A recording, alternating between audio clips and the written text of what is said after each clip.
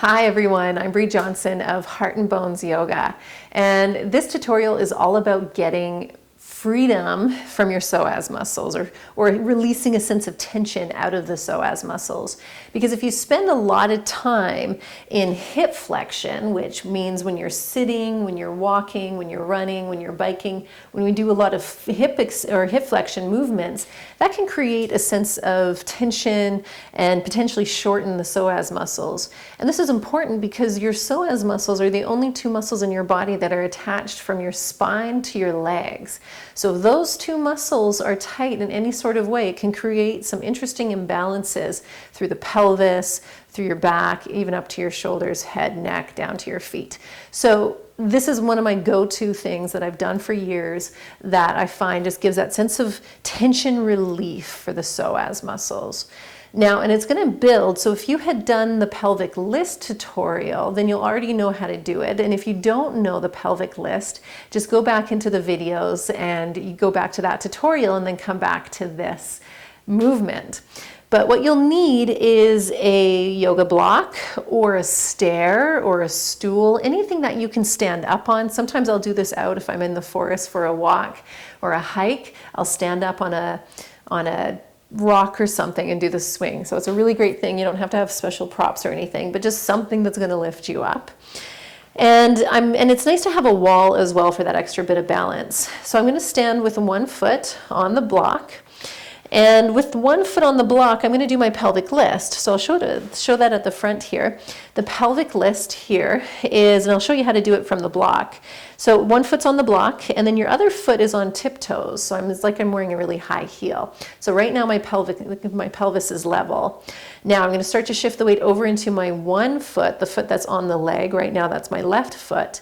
And I'm going to start to pull and slide the outer left hip down, the outer left side of my pelvis down toward my heel and in at the same time. So down toward my heel and then in toward my midline. And then like magic, when I start to do that, my other foot just floats up off the floor.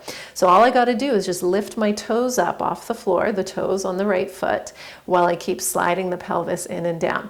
So that's your pelvic list. This is a great alternative or a great option on the block, but now we're going to add to that. So I'm going to go sideways so you can see. Now, once I'm sideways here, I'm in the pelvic list. I'm working on that lateral hip stability and strength. And then the other leg, the one that's free, I'm going to start to just give it a little shake, invite it to get a little bit heavy. And then my other hand, one hand's at the wall, the other hand is on my pelvis. I'm going to start to let my legs swing from side to side. Now there's some things that we really want to start to watch when we do this movement. So it's not, I'm going to exaggerate. Can you see how my upper back and my ribs are moving and my lower back is moving along with the leg? Now I want to actually try to keep my upper body, my ribs, and even my pelvis as still as possible. There will be a down and up, that anterior posterior tilt of my pelvis, but as much as I can, I want to invite all of the movement deep into that hip joint. So while I'm swinging my leg, I'm starting to invite continuing to invite that sense of heaviness down through your leg as I sweep.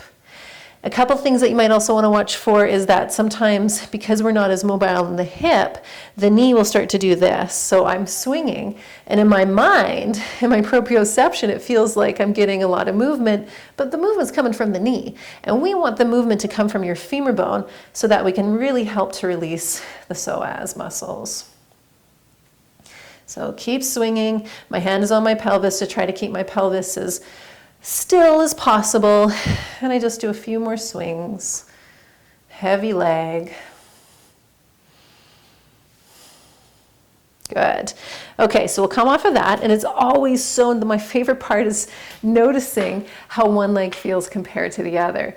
This leg, my standing leg, definitely got some good work, and now this leg starts to feel a lot lighter. So let's try that to the other side. Now I'm going to again stand on my block. My other foot, toes are going to be tucked, heel up off the floor. I'm going to slide the right side of my pelvis down and in so that my left foot comes off the ground so easily. And then from there, once I've got that structural stability through my pelvis and the pelvic list, I'm going to keep my hand on my pelvis and then start to let my leg swing from side to side. So think about just your femur bone, your thigh bone, sweeping heavily forward and back, forward and back. And what will help is if you start to invite that, let the momentum start to move you. So you're not forcing the leg like that. So that's I don't know if you can really tell here, but what I'm doing is trying to make it more active. It's just a swinging, free, heavy leg, swinging with as little movement in my torso and pelvis as I can. Good.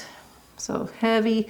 You can do this. We're doing this a little bit shorter than I normally would. I would do this for a little bit longer. So when you do this after the tutorial, more often in your life, I recommend to just let that leg swing. And it'll really just give you that lovely sense of release and all the gunkiness that sometimes we can feel in the hip flexors and psoas muscles will go away a bit.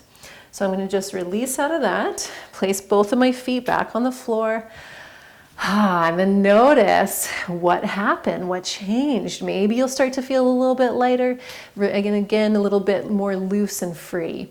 So do it daily, do it as much as you can. Start to just invite more of that movement deep into your hip joints and that sense of ease and freedom. Thank you for being here with me.